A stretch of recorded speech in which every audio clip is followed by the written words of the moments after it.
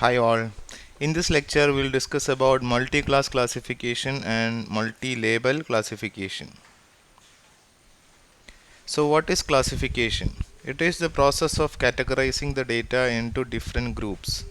So classification means we will be adding labels to data. Based on some conditions, what we'll do is we'll assign labels to each of the data. So you are given with some data and you would like to divide this data into the multiple groups based on some conditions. So you identify this and these are the properties of first group. So you are assigning a label group 1 to the first group of data. You assign a group label group 2 to the second group of data and so on. So it is grouping of the data points into different classes. So classification is nothing but you are trying to divide the data into different categories or different groups. Basically, there are two types of classification. One is binary classification, another one is multi-class classification. In case of binary classification, you have only two classes, just like a positive class and a negative class, a true class and a false class, a zero class and one class, etc. An example to binary classification is email classification as spam or non-spam, just available with different email vendors. You can see that there will be a spam filter which can classify your incoming email as spam or non-spam. So given such a data, you identify a model by which you can categorize your or you can classify your data into different groups. Then if a new data point comes, something like if a new email comes, based on the previous conditions you said, you can categorize your email as spam or non-spam. Another type is multi-class classification, where you will be having multiple classes or where you will be having more than two classes. For example, handwritten character recognition. In that case, for example, if you are trying to recognize English alphabets, then you should have 26 characters, each one group for each of the each character. So based on that, if you supply a data and a handwritten character you supply to your program or algorithm, then it should say to which group or to which category it belongs, whether it belongs to the A alphabet, whether it is belong to B alphabet group, and so on. So that's about classification. Classification means the process of dividing the data into different categories or groups by adding labels to it, and that too based on some conditions. There are different classification algorithms like logistic regression, naive Bayes, k nearest neighbor, decision tree, support vector machines, etc. Some are linear classifiers, some are non-linear classifiers, some works in the hierarchical model, some works in the based on the nearest data point, etc. And based on different data, different algorithms will be effective. We cannot say which algorithm is always effective or which algorithm is best performing algorithm and all. Based on the data you have, you can implement different algorithms and you can check the accuracy or the result, so that in some situation one algorithm may perform better, in another situation another algorithm may perform better. So as we have told, there are two types of classification. One is binary classification, other one is multi-class classification. So binary classification, in the sense we have only two types of data, two classes. If you divide the data by a line like this, like in case of logistic regression, then you can see that what is below the data, what is below this classifier is what is below this line is one class, and what is above this line is another class, a positive class and a negative class. Well, this can be done with the help of a logistic regression model. But what about if you have data like this, three different groups? Then you should have three lines for separating this class. Or in a simple way, can analyze it as you should have three different logistic regression lines. One for separating green from blue and red, one for separating red from the other two,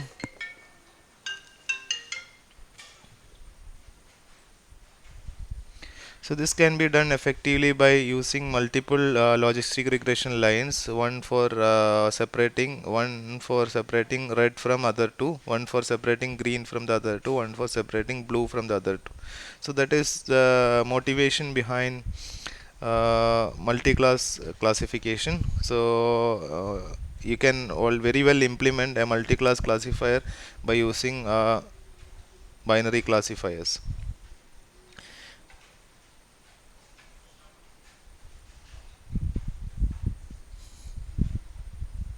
So these are some examples of binary classification. In some cases, the problems are naturally binary, just like email classification. Email classify your email as spam or non-spam. Segmentation, that is something like whether this item is same as the above the other item or different. So you group all the same items to one group and same colors to one group and the other different color to different group.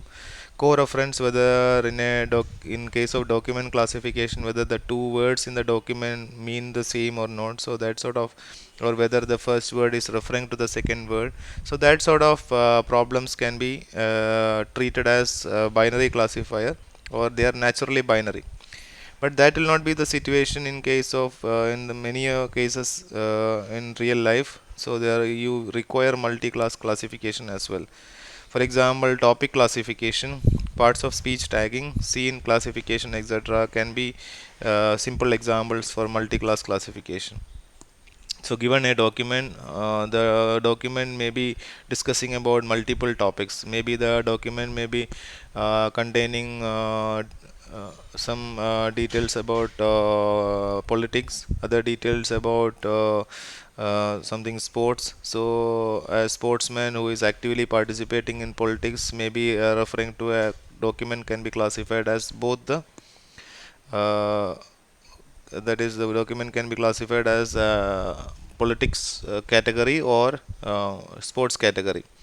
Parts of speech tagging is another example. Scene classification, in case of images or videos, the particular scene can be classified as, for example, if a particular image contains two objects, it can be classified as the first object or the second object, etc. Some classifiers are directly multi-class, something like naive-Bayes, KNN, logistic regression, or etc. are directly multi-class, whereas other classes classifiers like SVM, perceptron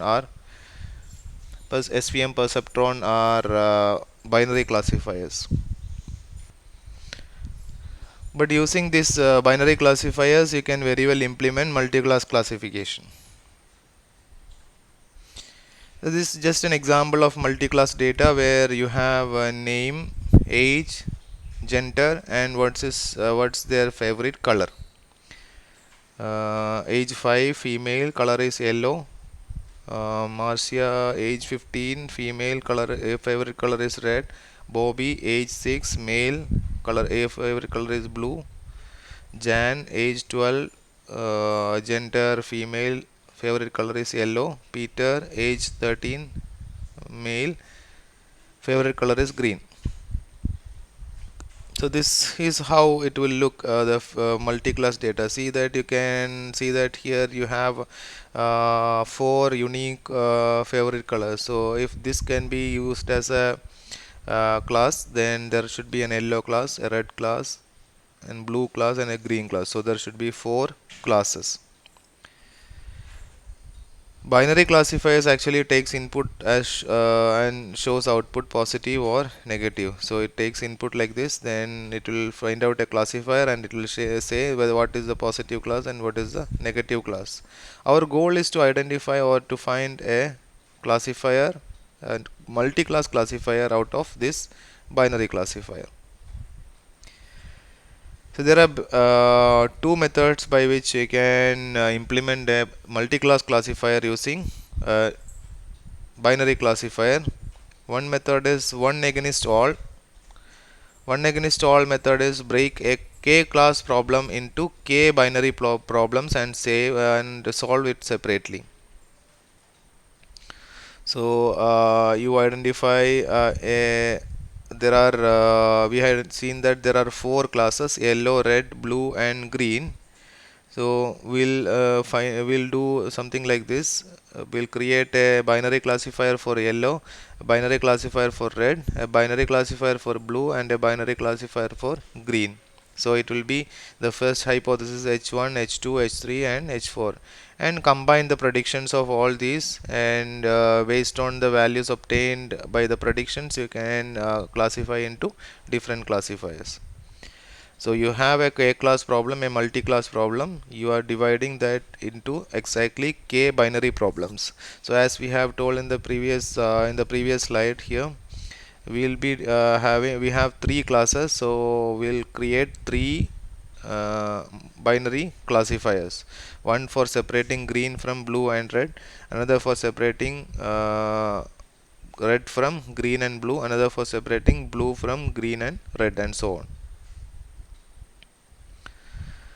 So here we have four classes. Yellow class, in the case of yellow, you have data points x1, x2, x3, x4, and x5. Data point x1 is yellow, so it is assigned to positive class. X2 is not yellow, so negative. X3 is not yellow, negative. X4 is yellow, so it is assigned to positive class. X5 is also not yellow, so it is negative class. So yellow will create a positive and negative class. For red will create a positive and negative class. Only this data point is in positive class and all the other are in negative class.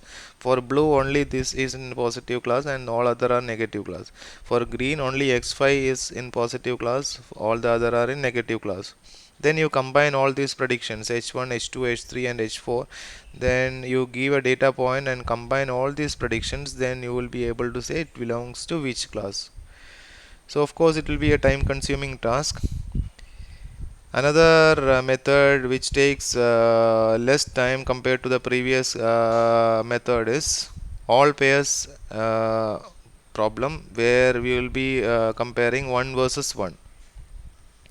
So instead of creating one binary classifier for yellow, red, blue and green, we will be constructing more than 4 classifiers. One against green versus yellow, green versus red, red versus blue, blue versus yellow, green versus blue and red versus yellow. So here we will be constructing for each of the pairs. Green versus yellow we will construct one, green versus red will construct one, and so on. So it is all pairs classifier. We'll construct a binary classifier against all the pairs of classes. So one binary problem for each pair of classes will be constructed. So it is 1 2 3 4 5 6 classifiers. Instead of 4 classifiers in the previous case, we'll construct 6 classifiers here. And you will be having corresponding hypothesis, and combine all these corresponding hypotheses, you can get the classification, the total classification, that is the 4 classes. So it will be like this. The green versus yellow will be treated as negative and green will be treated as positive. Green versus red, green will be treated as positive and red will be treated as negative. All the other data points will just discard. So here only few data points need to be considered, so that's the advantage here. And take the class with the most positives and negative. That's we combine this. It is faster and accurate than one against all. So this is a faster method compared to the previous case.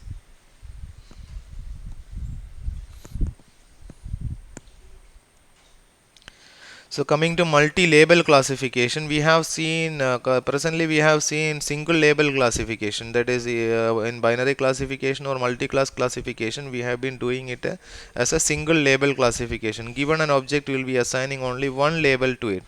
So given this object, we assign a class label as dog. Given this male, we assign it as spam or not spam. So out of these classes, 2 classes will assign only one class, that is binary classification. Out of this n classes will assign only one class, that is multi-class classification problem.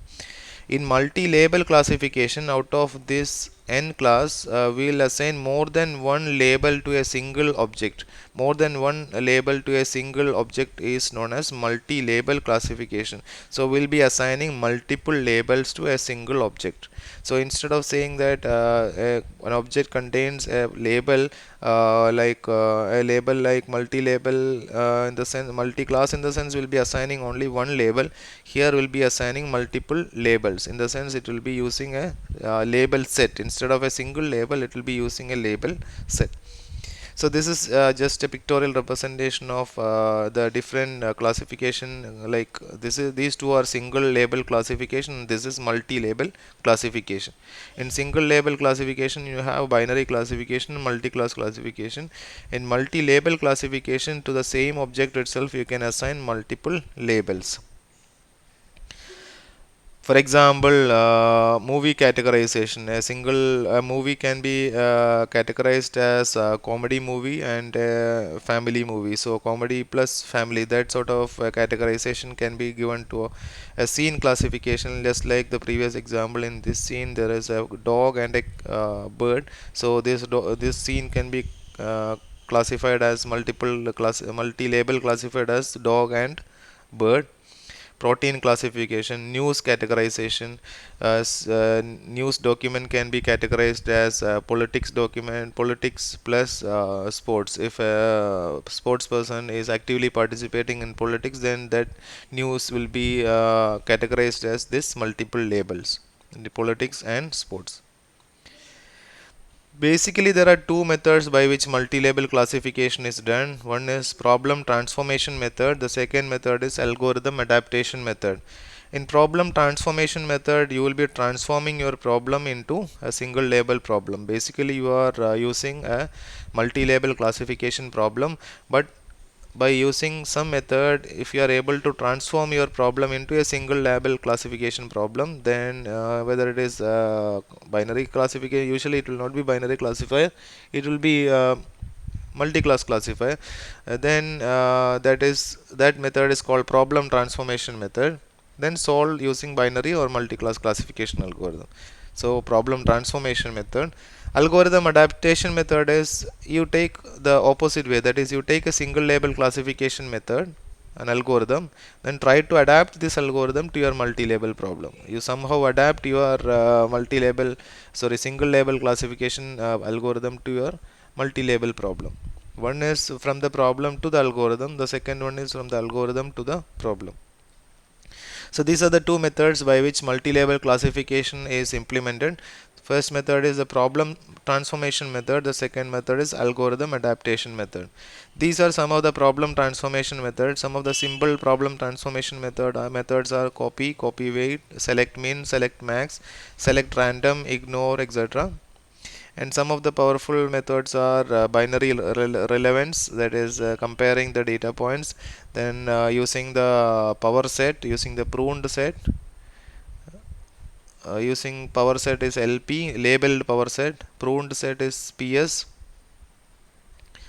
then calibrated label ranking, pairwise ranking via comparison RPC, and random K label set.